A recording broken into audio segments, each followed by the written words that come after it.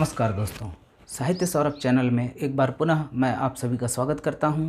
पुरस्कार श्रृंखला में आज हम लोग ज्ञानपीठ पुरस्कार के बारे में, उसके से संबंधित समस्त तथ्यों के बारे में जानेंगे, समझेंगे। इस प्रकार से हम बिंदुवार समझेंगे ताकि ज्ञानपीठ पुरस्कारों से संबंधित एक भी प्रश्न छूटने न पाए। कोई ऐसा प्रश्न ना हो कि यदि इससे संबंधित पूछा जाता है तो उसका उत्तर आप ना दे सकें। साथियों, मेरे साथ आप पूरा वीडियो देखिए और सारी चीज़ों को एक बार आप समझिए तो याद रखिएगा।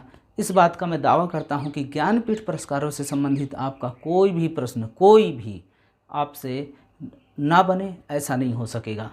तो आइए चलते हैं, देखते हैं अपनी वीडियो को, बिंदुवार देखेंगे।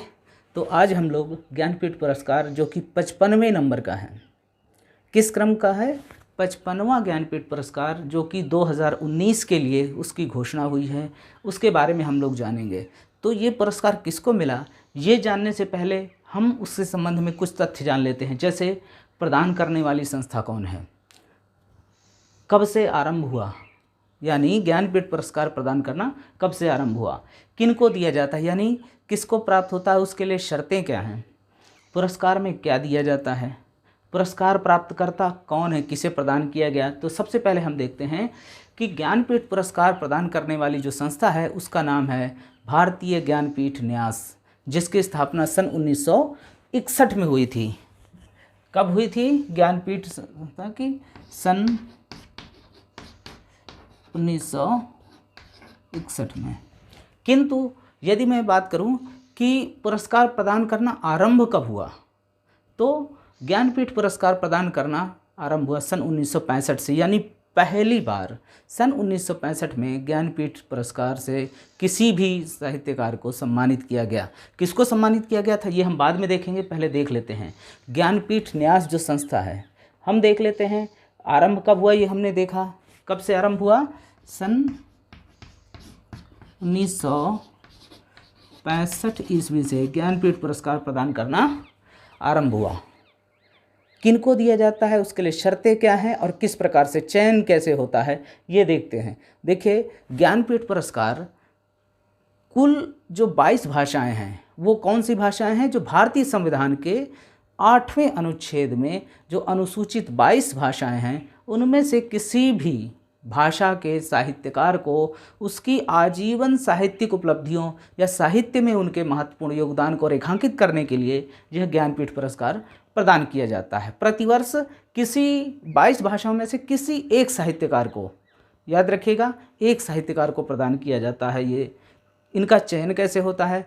तो इनका चयन जो भारतीय ज्ञानपीठ न्यास है उसके माध्यम से होता है। उसमें चयन समिति बनाई जाती है। प्रत्येक भाषा के लिए 3 सदस्यों की चयन समिति जो 3 वर्षों के लिए जिसका चुनाव होता है वो चुनी जाती है, और उसमें जो प्रस्ताव, सभी भाषा के साहित्यकारों को जो प्रस्ताव प्राप्त होते हैं, तो संबंधित भाषा के जो चयन समिति होती है वो उसका अध्ययन करते हैं। बहुत ही जटिल प्रक्रिया के माध्यम से वो फिर अपनी संस्तुति देते हैं, जिसके आधार पर फिर तय होता है कि किस साहित्यकार को, किस भाषा के किस साहित्यकार को ये पुरस्कार प्रदान किया जाएगा। तो ये महत्वपूर्ण है। और एक बात, जो विचार करते हैं जिन रचनाओं के बारे में, तो ये आवश्यक नहीं है, जो चयन समिति है वो चाहे तो प्रस्तावित जो रचना व्यक्ति हैं, साहित्यकार हैं, उनमें से उन पर विचार कर सकते हैं, या चाहें तो उनके अतिरिक्त भी किसी अन्य साहित्यकार के बारे में भी वो विचार कर सकते हैं। यानी वो बाध्य नहीं है कि जिन साहित्यकारों का प्रस्ताव प्राप्त हुआ है उन्हीं के बारे में विचार करें। ये बहुत ध्यान देने वाली बात है। और एक महत्वपूर्ण तथ्य है, इसके बारे में ये ज़रूर देखिएगा कि जिस भाषा के साहित्यकार को एक वर्ष में पुरस्कृत कर दिया जाता है, सम्मानित कर दिया जाता है, उस भाषा के किसी अन्य साहित्यकार को अगले 3 वर्षों तक उन पर विचार नहीं होता है। अर्थात इसका मतलब क्या हुआ, जैसे अगर हम बात करें 55वें ज्ञानपीठ पुरस्कार की, तो 2019 के लिए 55वां ज्ञानपीठ पुरस्कार किस भाषा के साहित्यकार को प्रदान किया गया, तो वो है मलयालम भाषा के, मलयालम भाषा के साहित्यकार को ये पुरस्कार इससे सम्मानित किया गया है। तो इसका अर्थ क्या होता है कि अगले 3 वर्षों तक, अर्थात 2020, 2021 और 2022, अगले 3 वर्षों तक मलयालम भाषा के किसी भी साहित्यकार के बारे में विचार नहीं किया जाएगा। अब आते हैं हम पुरस्कार में क्या दिया जाता है। तो ज्ञानपीठ पुरस्कार, आप ये बात जान लीजिए कि भारत का साहित्य जगत का सबसे बड़ा सम्मान है। अगर हम धनराशि के दृष्टि से भी देखें तो भी यह इस पुरस्कार में प्रदान की जाने वाली धनराशि की दृष्टि से भी भारत का सबसे बड़ा पुरस्कार या सम्मान है। तो इसमें वाग्देवी यानी माँ सरस्वती की एक कांस्य प्रतिमा और उसके साथ 11 लाख रुपए की धनराशि जो सम्मानित व्यक्ति है उसको प्रदान किया जाता है। अब आते हैं पुरस्कार प्राप्तकर्ताओं की ओर। तो पुरस्कार प्राप्तकर्ताओं में 3 ध्यान रखने वाली चीज़, किसको, जिसको इस वर्ष प्रदान किया गया, उनका नाम और उनसे संबंधित रचना, उनकी रचनाएं कौन कौन सी हैं उनको ध्यान देना है।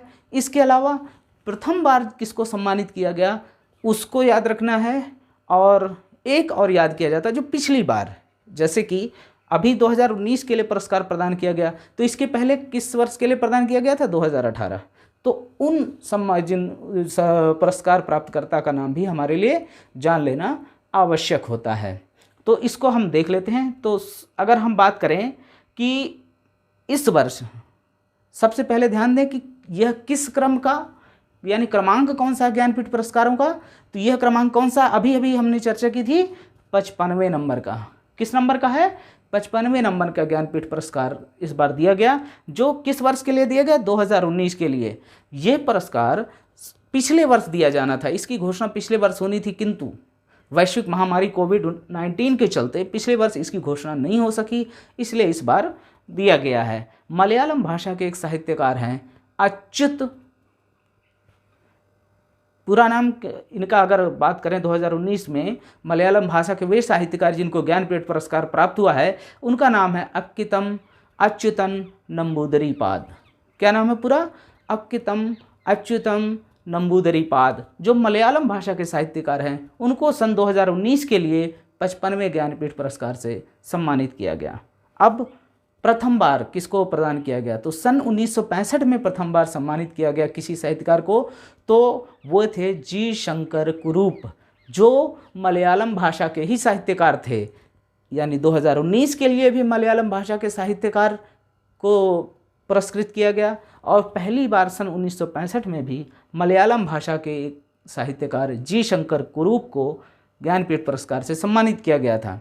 अब 2018 के लिए देख लें कि 2018 के लिए, क्योंकि प्रश्न जब पूछे जाते हैं परीक्षाओं में, किसी भी परीक्षा में, तो वो इस प्रकार से प्रश्न पूछते हैं कि विद्यार्थी परीक्षार्थी फंस जाते हैं उसमें। तो 2018 के लिए नहीं, पिछली बार के लिए भी कभी कभी पूछ लिया जाता है, नहीं तो प्रायः हमें ध्यान देने रहता है कि इस वर्ष किसको मिला, ये प्रथम बार किसको मिला। तो 2018 के लिए किसको ज्ञानपीठ पुरस्कार से सम्मानित किया गया, वो अंग्रेजी भाषा के एक साहित्यकार थे अमिताभ घोष। अमिताभ घोष थे नहीं बल्कि अभी भी हैं। 2018 के लिए उनको ज्ञानपीठ पुरस्कार से सम्मानित किया गया। अब एक बात और मैं इसी पर रेखांकित कर देना चाहता हूँ, विशेष बात, कि याद इनमें से हम उनकी रचना की नहीं लिखे हैं। जैसे 2019 के लिए किसके, मलयालम भाषा के साहित्यकार को अक्कितम अच्युतम नंबूदरीपाद को प्रदान किया गया, लेकिन किस रचना के लिए ये हम नहीं बता रहे हैं, नहीं बता पा रहे हैं। क्यों, इसके पीछे की वजह यह है कि ज्ञानपीठ पुरस्कार किसी साहित्यकार को उसके जीवन भर में साहित्यिक योगदान के लिए उनको सम्मानित किया जाता है, यानी लाइफ टाइम उनका अचीवमेंट होता है एक तरीके से यदि हम देखें। जबकि सन 1982 तक अगर हम देखें तो 1982 तक जो दिया जाता था तो उनकी किसी साहित्यकार की किसी रचना विशेष के लिए दिया जाता था, जबकि 1982 के बाद से ये परंपरा बदल गई और 1982 के बाद से किसी भी साहित्यकार के आजीवन योगदान, यानी उसने साहित्य के क्षेत्र में जो आजीवन योगदान दिया है, उनके महत्व को रेखांकित करने के लिए, उनके योगदान को रेखांकित करने के लिए सम्मान से सम्मानित किया जाता है। अब अपने असली प्रश्न पर आते हैं कि हिंदी भाषा के कितने साहित्यकारों को पुरस्कृत किया जा चुका है, सम्मानित किया जा चुका है।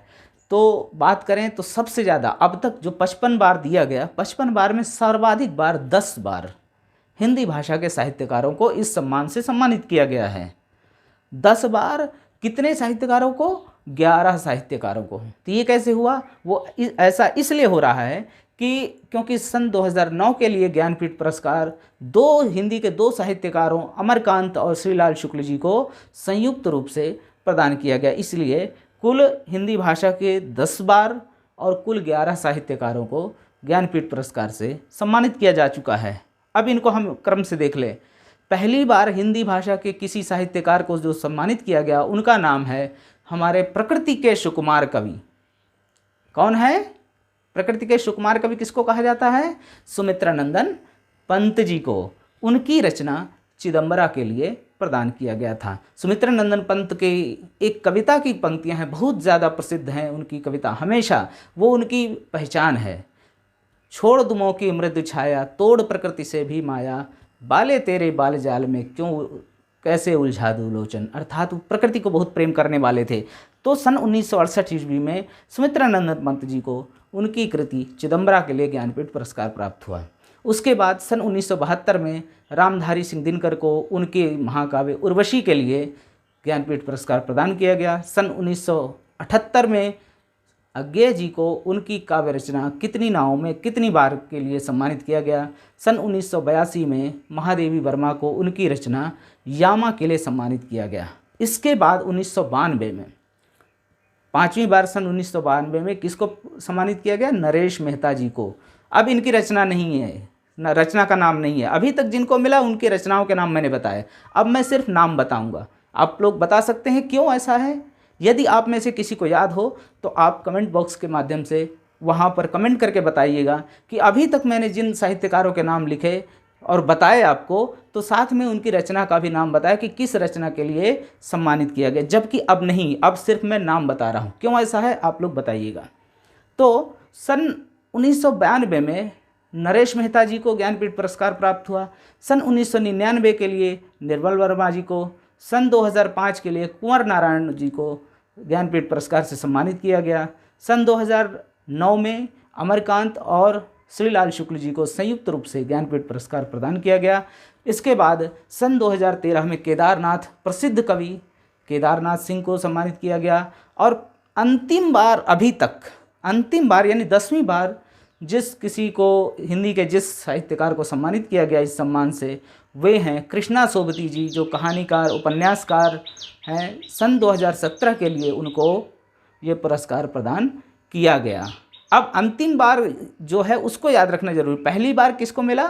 सुमित्रानंदन पंत को 1968 में उनकी रचना चिदंबरा के लिए। और अंतिम बार किसको? अभी तक में सन 2017 में कृष्णा सोबती जी को प्रदान किया गया। अब कृष्णा सोबती जी के कुछ 2-3 रचनाएं बहुत महत्वपूर्ण है, कभी कभी उनके बारे में पूछ जाता है, तो वो कौन कौन सी हैं? मित्रों मरजानी, जिंदगी नामा और डार से बिछड़ी, ये 3 प्रसिद्ध रचनाएं हैं। तो ये हमने पूरा बिंदुवार देखा है। एक बार फिर जल्दी से दोहरा लेते हैं, वो उन महत्वपूर्ण बिंदुओं के बारे में चर्चा कर लेते हैं जो परीक्षा की दृष्टि से अत्यंत महत्वपूर्ण हैं। और उनको यदि आप एक बार ध्यान से देख लेते हैं, समझ लेते हैं, तो इससे संबंधित प्रश्न आपसे गलत हो ही नहीं सकता। और याद रखिएगा ये बहुत महत्वपूर्ण पुरस्कार है। हिंदी से संबंधित जो भी परीक्षाएं होती हैं, नेट जेआरएफ हो गया, पीजीटी, टीजीटी, टीईटी, सामान्य ज्ञान का भी ये प्रश्न होता है। जो हिंदी भाषा या हिंदी के शिक्षक के भर्ती के लिए परीक्षा नहीं दे रहे हैं, जो दूसरी परीक्षाएं दे रहे हैं, उनके लिए भी ये करंट अफेयर्स में महत्वपूर्ण प्रश्न बनता है कि ज्ञानपीठ पुरस्कार किसको प्रदान किया गया। इसलिए इसको सभी को ध्यान से देखना है। तो आइए जल्दी से देख लेते हैं फिर से एक बार। 55वें नंबर का ये ज्ञानपीठ पुरस्कार है जो कि 2019 के लिए प्रदान किया गया। किसको प्रदान किया गया है? मलयालम भाषा के एक साहित्यकार हैं अकित अच्युत नंबूदरीपाद। इसके अलावा इसको प्रदान करने वाली जो संस्था है उसका नाम है भारतीय ज्ञानपीठ न्यास, जो 1961 में स्थापित हुई। और सन 1965 में पहली बार किसी साहित्यकार को ज्ञानपीठ पुरस्कार से सम्मानित किए गए। उस बार भी मलयालम भाषा के साहित्यकार जी शंकर कुरूप को इस सम्मान से सम्मानित किया गया। यह पुरस्कार जो है भारतीय संविधान की 8वीं अनुसूची में वर्णित 22 भाषाओं में से किसी भी एक भाषा के साहित्यकार को साहित्य में उनके आजीवन उपलब्धियों बल्कि आजीवन योगदान को रेखांकित करने के लिए ये प्रदान किया जाता है। और महत्वपूर्ण बात कि जिस भाषा के साहित्यकार को पुरस्कृत कर दिया जाता है, अगले 3 वर्षों तक उस भाषा के किसी भी साहित्यकार के बारे में विचार नहीं किया जाता है। ये ध्यान देने वाली। इसका मतलब 2019 के लिए मलयालम भाषा के साहित्यकार को प्रदान किया गया है, तो इसका मतलब अगले 3 वर्षों तक मलयालम भाषा के किसी भी साहित्यकार के बारे में विचार नहीं किया जाएगा। अब इस पुरस्कार में 11 लाख रुपए की धनराशि और वाग्देवी माँ सरस्वती की कांस्य प्रतिमा पुरस्कार सम्मान के रूप में प्रदान की जाती है। 2019 के लिए जैसे कि मैंने कहा, मलयालम भाषा के साहित्यकार अक्कितम अच्युतम और नंबूदरी पाद जी को प्रदान किया गया। और पहली बार 1965 के लिए हम अभी थोड़ी देर पहले ही चर्चा कर चुके हैं, किसको, जी शंकर कुरूप जी को किया गया। 2018 के लिए अंग्रेजी भाषा के साहित्यकार, उनका क्या नाम था, अमिताभ घोष, अमिताभ घोष जी को ज्ञानपीठ पुरस्कार से सम्मानित किया गया है। और हिंदी भाषा के अब तक कुल 11 साहित्यकारों को सम्मानित किया गया। सर्वाधिक बार ज्ञानपीठ पुरस्कार हिंदी भाषा के साहित्यकारों को प्रदान किया गया। कुल कितनी बार? 10 बार। पहली बार 1968 में सुमित्रानंदन पंत जी को उनकी रचना चिदंबरा के लिए सम्मानित किया गया, और अंतिम बार सन 2017 ईस्वी में के लिए कृष्णा सोबती जी को ज्ञानपीठ पुरस्कार से सम्मानित किया गया है। तो ये तथ्य याद रखिएगा। अगर आप इन तथ्यों को याद रखते हैं तो इससे संबंधित मेरा दावा है, आपका कोई भी प्रश्न, किसी भी प्रकार की परीक्षा में पूछा जाने वाला प्रश्न गलत नहीं होगा। तो इसको ध्यान से समझिए, पढ़िए और अपनी तैयारी में लगे रहिए। परीक्षाएं आने वाली हैं, तो आशा करता हूं आप सभी लोग बहुत मन लगा करके पूरे मनोयोग से परीक्षाओं की तैयारी करते रहिएगा। हार मत मानिएगा। जो भी कुछ हो, असफलताएं भी मिलती हैं, लेकिन असफलताओं से आगे बढ़ दिएगा। एक प्रसिद्ध कविता है, कविता की पंक्तियां हैं, वो शिवमंगल सिंह जी सुमन जी की कविता है। उस कविता की 2-4 पंक्तियां हैं, उनको आप हमेशा याद रखिएगा कि हार में न जीत में किंचित नहीं भयभीत में, न हार में न जीत में किंचित नहीं भयभीत में, कर्तव्य पथ पर जो मिला यह भी सही वह भी सही। यानी सफलताएं असफलताएं तो मिलती रहती हैं, लेकिन आप कभी निराश मत होइएगा। जब भी मन निराश होने लगे तो निराला जी की एक कविता की एक पंक्ति है, अभी न होगा मेरा अंत, अभी अभी ही तो आया है मेरे मन में मृदुल बसंत। इसको गुनगुना लीजिएगा तो आपका सारा जो निराशा है सारी कुछ दूर हो जाएगी। और आप लगे रहिए, पढ़ते रहिए और हमारे वीडियो देखिए। अगर कुछ आपको अच्छा लगता है तो लाइक, शेयर और कमेंट कीजिए। और सबसे पहले हमारे चैनल साहित्य सौरभ को सब्सक्राइब ज़रूर कर लीजिएगा। यूट्यूब में जा कर के वहाँ पर साहित्य सौरभ नाम से सर्च करेंगे तो ये चैनल आपको दिख जाएगा। धन्यवाद। मिलते हैं अपने अगले वीडियो में।